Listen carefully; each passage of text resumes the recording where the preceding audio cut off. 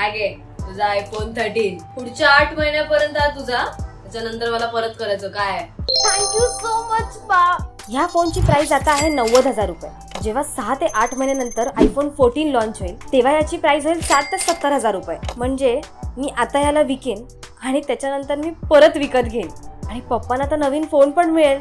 8 months later. हे घ्या बाबा तुमचा आयफोन 13. ह्यात मी 25,000 रुपयाचा प्रॉफिट कमावलाय. मला माहिती तुम्ही मला शॉर्ट सेलिंग शिकवत होता ना, जिकडे मी उधारवर घेतलेली गोष्ट जेव्हा ती महाग असेल तेव्हा विकत घेऊन थोड्या महिन्याने त्याची प्राइस जेव्हा कमी होईल तेव्हा त्याला विकून मी प्रॉफिट कमवायला शिकेन.